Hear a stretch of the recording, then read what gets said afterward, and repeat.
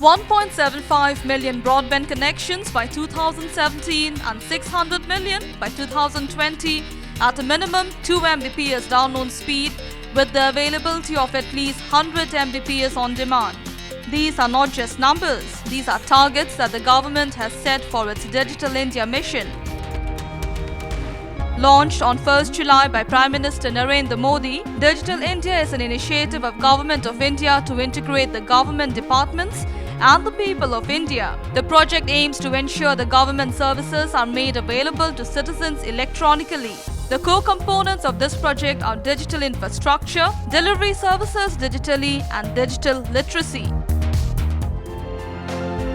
The second Digital India Summit was organized by BW Businessworld in association with the Digital India project of Government of India and National E-Governance Plan. This was recently held in the capital. Gracing the event as the chief guest was Ravi Shankar Prasad, Minister of Information Technology, Communications and Post. The Telecom Minister took the opportunity to highlight the impact of this mission so far. What is Digital India? Digital India is also a transformational program designed to change India, giving it a push for the new millennium and the new hope. I always say Digital India is designed to bring the digital divide between digital haves and digital have-nots.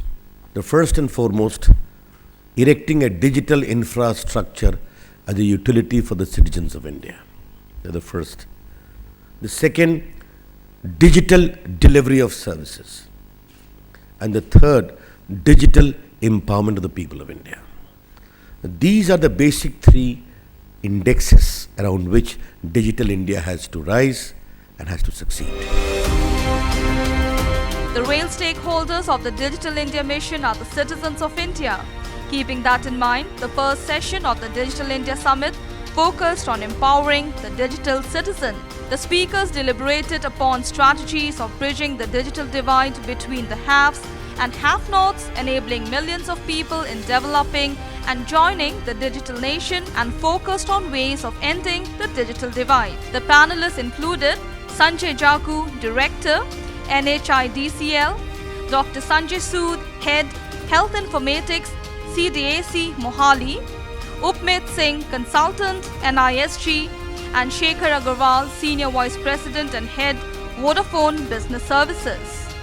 Digital India, the umbrella program for the 9 pillars, itself gives us huge opportunity to participate in this evolution.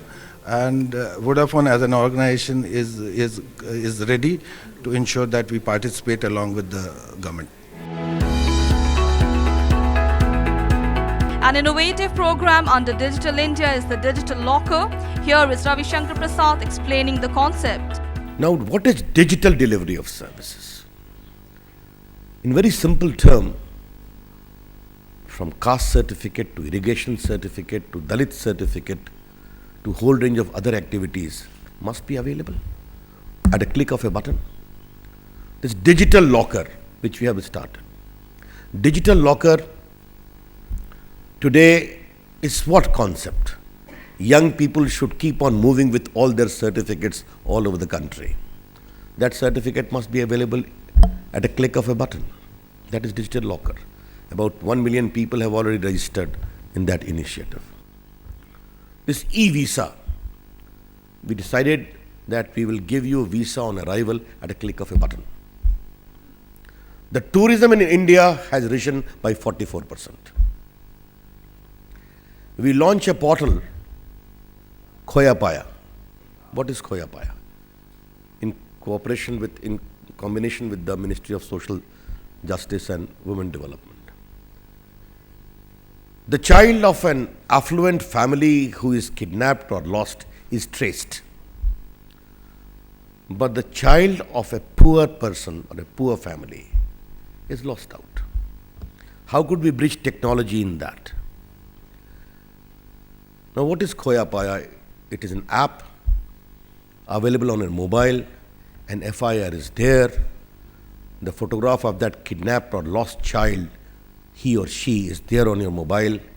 suppose loitering in the streets of Delhi or Mumbai, you see him or her, you can immediately send a message to that section, I found that child here. You help it locating her or him. Mobile governance, or better known as Mobile Seva, is an innovative initiative aimed at mainstreaming mobile governance in the country, and the second session of the Digital India Summit focused on this issue. The panelists included Ajay Chakti, Special Secretary, Government of India; Gaurav Dwivedi, Chief Executive Officer of My Government; Muktesh Pardeshi, Joint Secretary in the Ministry of External Affairs; Utpal Parna Hazarika, Executive Director, Ministry of Railways; and Chandni Mudgil, National Program Manager, Vodafone Business Services. In Passport Seva project, we have moved from e-governance to m-governance. When we started, we were using e-governance platform in a big manner. We have the portal, we have the Passport Seva Kendra all over India. Now in the m-governance phase, what we are doing is we are extending the service delivery aspect through mobile. So for instance, people can connect through mobile to our call center. We are sending SMS alert at different stages. We also have mobile app, it's called M-Passport Seva, through which citizens can get information about how to apply for a passport. We are developing an app, mobile app, for the police officials, through which when the police officials go for field inspection, the field visit, they can use that software, that mobile app, to fill up the form and send it to us electronically. So in these areas, SMS alerts, mobile app, the national call center, we are leveraging the mobile platform to deliver government service. Following session focused on Cyber City. The session was moderated by Colonel Rakesh Kumar Pandey, Director DIARA, and other panelists were Comrade Vijay Bumble, DACIDS ICT, Alok Vijayan, Director NTRO, Vijay Devnath, General Manager INS CISO CRIS, Anil Sagar, Director Diet Y, Rakesh Thapar, President and CISO Yes Bank, and Sanket Daptardar, Senior Practice Manager Wipro Infotech. Panelists highlighted the nature and scope of threats and vulnerabilities in cyberspace. There have been multiple initiatives within the Union of India, the Republican Union of India, and we have been, focusing right away from the moment Mr. Modi did mention in one of his NASSCOM event that cyber security being one of our prime, initiatives, right? So we have been, as Wipro, we have been, providing certain. So we have set up few forensics lab. We're setting up or enhancing, or trying to enhance, I would rather put it, the national cyber security policy and the articulation of the requirements with the real world threat scenario. In today's world, banking has transformed from a traditional branch-based banking to anywhere banking and digital banking and all that stuff.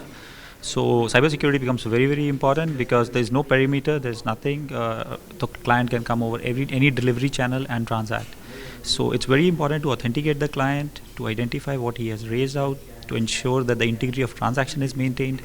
And with the landscape of all these threats which are evolving around, so a lot of ecosystem has to be evolved around the banking itself, which will include the traditional controls, which were IPS, firewalls and all that stuff.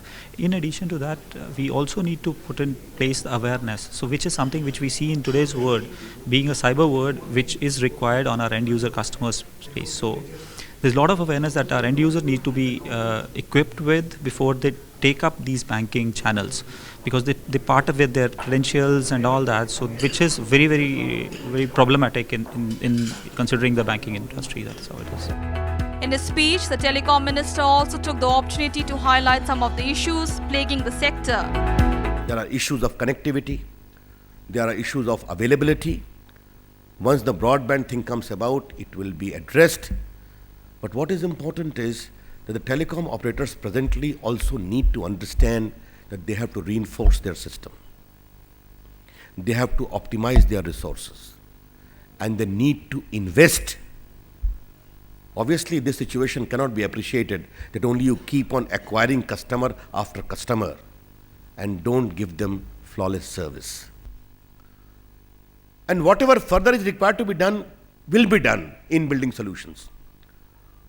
But I would like to tell the telecom operators of India in very frank language, the basic obligation to give consumer satisfaction is yours. Why the problem has become critical in the last 3-4 months? That even the Prime Minister had to speak his mind yesterday. I have been doing my bit. Are you not investing properly? Are you saving spectrum for future technology? Why this is happening? And if you could expand it so well in the last 4, 5, 10 years, what is the problem in the last 4 months? Have you overloaded on data? Well, data is important, but voice should not become a casualty. Therefore, I am using the forum of Businessworld to very gently tell the telecom operators that they need to reinforce their system. They need to make investment. They need to erect towers. They need to install BTSs so that consumer satisfaction is also available. That's indeed very important. Attended by 250 dignitaries, the second Digital India Summit hosted by BW Businessworld was a grand success, and it brought together all stakeholders whose participation will make the government's Digital India mission meet its goals. Team BW Businessworld, New Delhi.